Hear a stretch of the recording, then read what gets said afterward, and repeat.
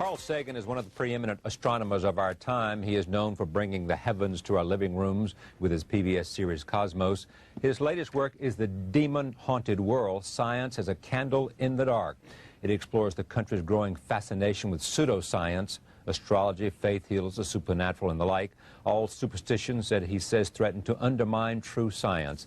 I am pleased to have him here, and I also take note of the fact that he is the David Duncan Professor of Astronomy and Space Sciences and Director of the Laboratory for Planetary Studies at Cornell University, Distinguished Visiting Science at the Jet Propulsion Laboratory, California Institute of Technology, and co-founder and president of the Planetary Society, the largest space interest group in the world, and a former Pulitzer Prize winner. Welcome back, sir. Thank you, Chuck. Great to see you. Listen to this. I hate to read too much, but this is almost like they've been reading your book. This is from the New York Times for Friday, May 24. Americans flunk science, a study finds. Less than half of all American adults understand that the Earth orbits the sun yearly, according to a basic science survey. Nevertheless, there's enthusiasm for research, except in some fields like genetic engineering and nuclear power that are viewed with suspicion.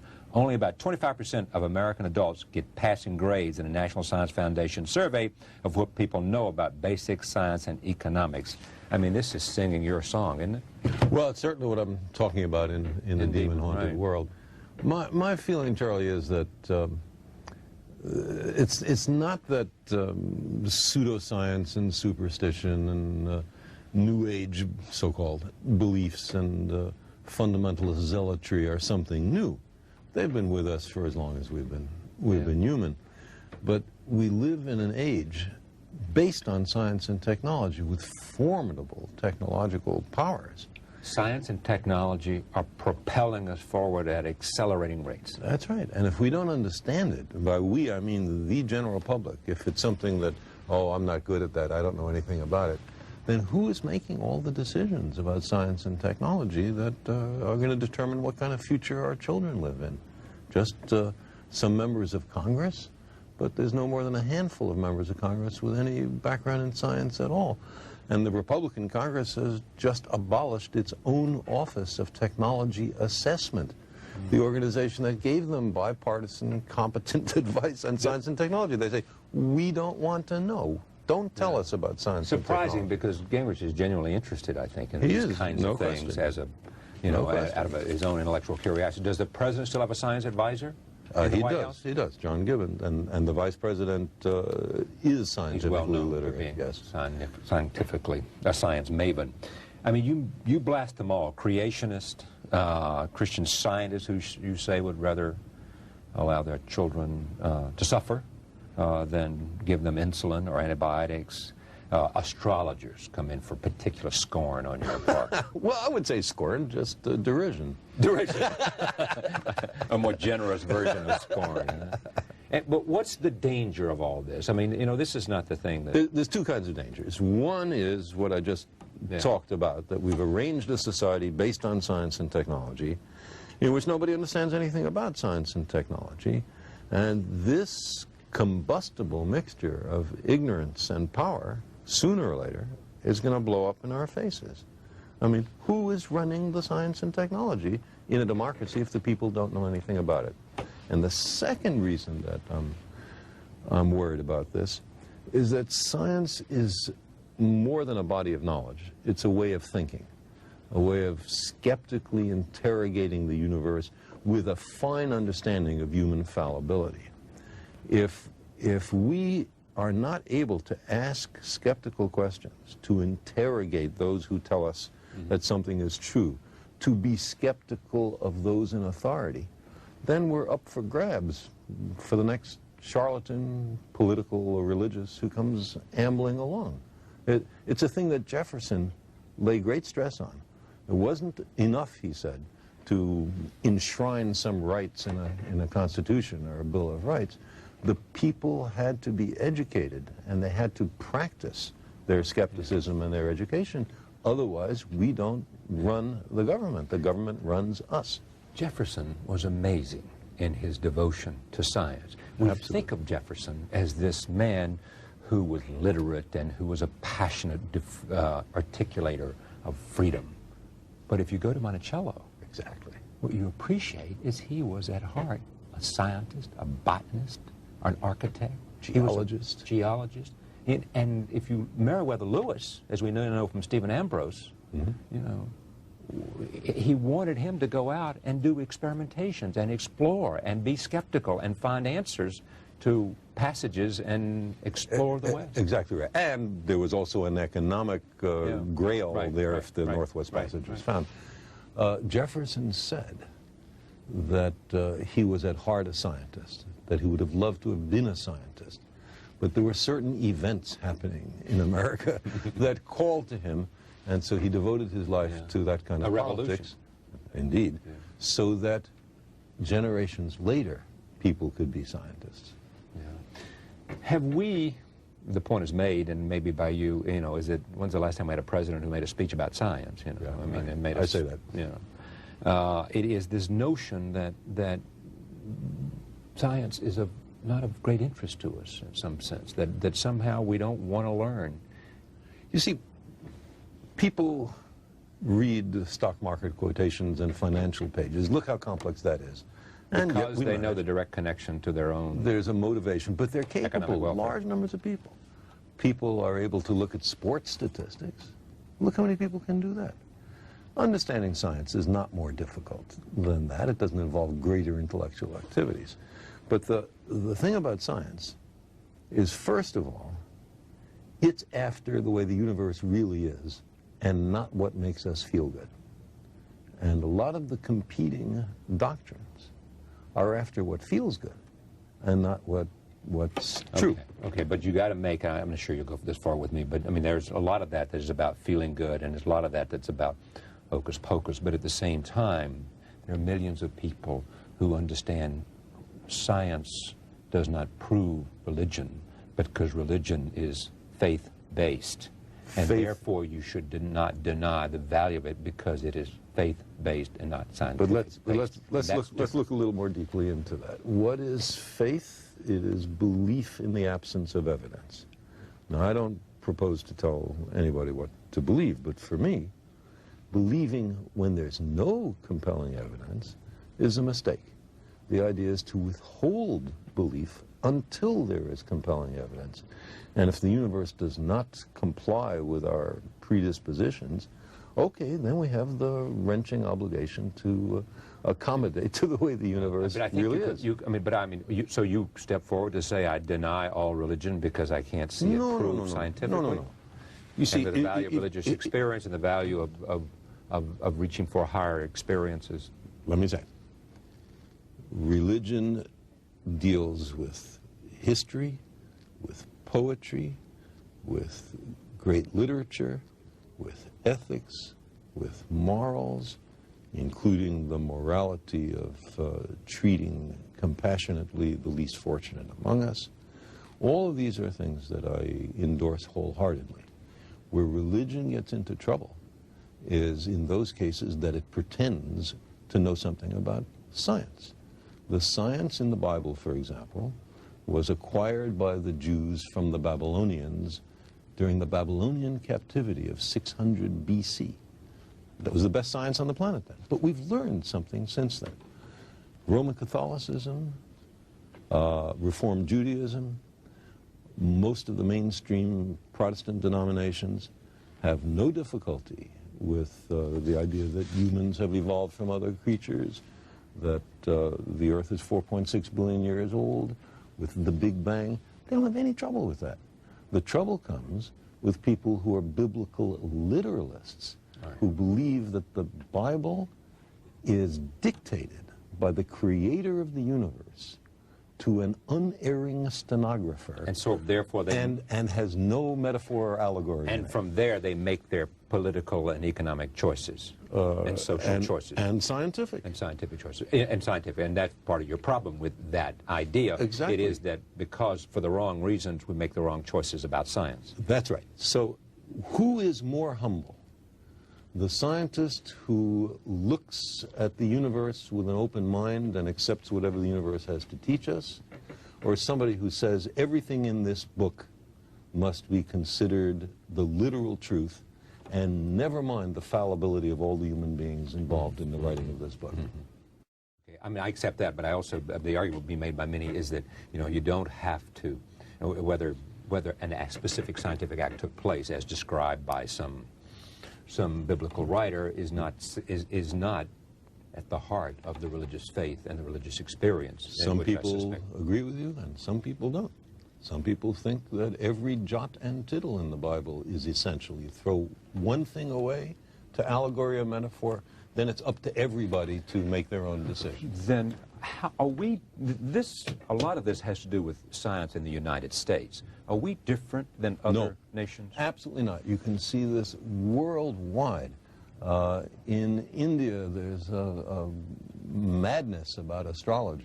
In Britain, it's ghosts. In Germany, it's rays coming up from the earth that can only be detected by dowsers. Every country has its own specialties. We seem to be fascinated by UFOs right now. But one thing... What is that? Before you leave UFOs, tell me about you and Professor Mack. John Mack is a professor of psychiatry at Harvard, who I've known for many years. We were arrested together at the Nevada nuclear test site protesting U.S. testing in the face of a Soviet moratorium on testing. And many years ago, he asked me, what is there in this UFO business? Is there anything to it? And I said, absolutely nothing, except, of course, for a psychiatrist. He is a psychiatrist. Well, he looked into it and decided that there was so much emotional energy in the reports of people who claimed to be abducted that it couldn't possibly be some psychological aberration, that it had to be true. He believed his patients. I do not believe his patients.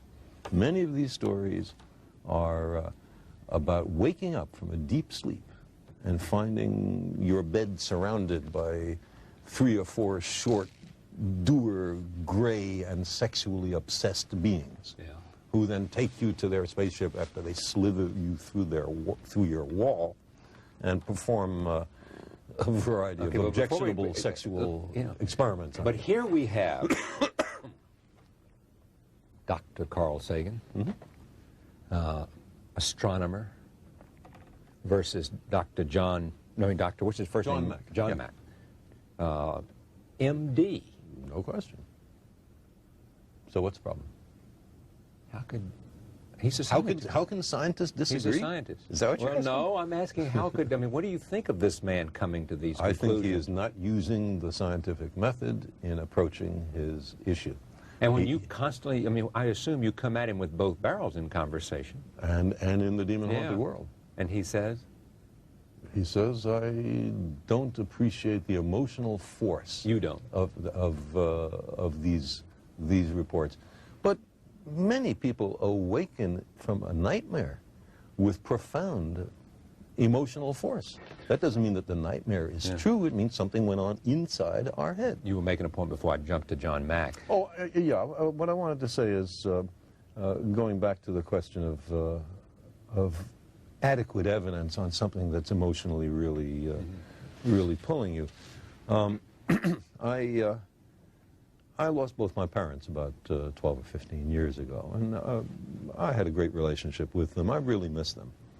I would love to believe that their spirits were around somewhere, and I'd give almost anything to spend 5 minutes a year with them. Do you hear their voices ever? Sometimes. About 6 or 8 times since their death, I've heard it. Carl, just in the voice of my father or my mother. Now, I don't think that means that they're in the next room. I think it means that they're in your head. I've had an auditory hallucination. I was with them so long, I heard their voices so often. Why shouldn't I be able to make a vivid recollection of it? Here's what's interesting about this for me. You won't see this, but I'll throw it at you anyway. You convinced me a long time ago that it was arrogant for me or for anyone else to believe that there wasn't some life outside of our... To exclude the possibility. To exclude the possibility was an arrogance of intellect that we should not I still believe it. You couldn't prove it, you didn't know it was there, but the arrogance for you. Right. We don't know if it's there. We don't know if it's not there. Let's look. And if you take that, why can't you say there's a lot we don't know? There's a lot of power there that we don't know. There's a lot we don't know. You know? It's what I believe. About But that a lot of doesn't mean stuff. that every fraudulent claim has to be accepted. We demand the most rigorous standards of evidence, especially on what's important to us. So if some guy comes up to me, and a channeler or a medium, and says, I can put you in touch with your parents. Well, because I want so terribly to believe that, Yeah. I know I have to reach in for added reserves of skepticism, because I'm likely to be fooled and much more minor to have my money taken. What was it, J.Z. Knight? Was it? Yeah, exactly. She has a guy named Ramtha, who's 10,000 years old or 35. something. 35, yes. He tells you lots of things, but nothing about what life was like 35,000 years ago. Shirley MacLaine believes. Shirley MacLaine believes that Ramtha was her brother. Things like the Loch Ness Monster, and big, all that. Again, Photographs. is it Photographs. fakes? I mean, the most famous photograph has now been shown to be a fake, but could there be a unknown mammal or even reptile of large dimensions swimming in a Scottish lake? Sure there could. That we don't know about? Sure there could. Who says no? But nobody. But the evidence does not support it, does not demonstrate it. So do we say, oh, ridiculous? Yeah. No, we don't do that. We say unproved, which is a Scottish verdict. Some reviewers differ with your conclusions on this point, that you seem to say it's growing, this kind of pseudoscience. No, or sorry to interrupt. I don't. This is part of being human. Humans have had this way of magical thinking through all of our history. The problem is that today the technology has reached formidable, maybe even awesome proportions. And so the dangers of thinking this way are larger. Not that this is a new kind of thing. You are living with myelodysplasia. Or I have been. You have been. It's in remission. Or you have, what? Well, you know, with diseases of this sort, and all cancers. Cancer of the bone marrow? It's myelodysplasia is not exactly cancer of the bone marrow, but if untreated, it inevitably leads to leukemia. And the trouble with all these diseases is you never know that you've got every last cell. You can only detect down to a certain level. But down to the level that anybody can detect, and in terms of how I feel and my stamina and all that, it seems to be gone. I'm very lucky. Because you had a sister who my cystic enabled carry. you to have a bone marrow transplant. That's one, and also the enormous advances in in medical science in just the last few years. If I had had this thing 5 or 10 years ago, I would be dead sure as shooting. And then finally, the love and support of my family. All of those have played a central role. So you're optimistic? I'm very optimistic, or at least very hopeful.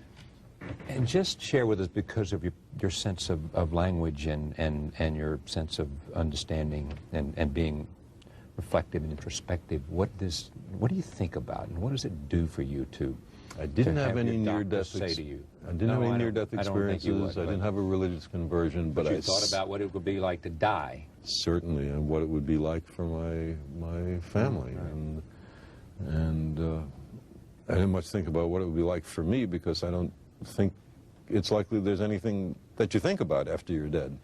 That's it, huh? Yeah, long dreamless sleep. I'd love to believe the opposite, but I don't know of any evidence. But one thing, Faith, Carl, faith. one thing that it has done is to enhance my sense of appreciation for the beauty of life and of the universe, and the sheer joy of being alive. You had a healthy portion of that before this, but even you, it happens to. Oh, there's no question. Appreciation. No question. Beauty Every and moment, light. every inanimate object, to say nothing of the exquisite complexity of living beings, You imagine missing it all, and suddenly it's so much more precious. May you live a long time. Thank you very much. Thank you, George. Pleasure. Same here. Carl Sagan, Science as a Candle in the Dark. The title of the book is The Demon-Haunted World. Thank you for joining us. We'll see you next time.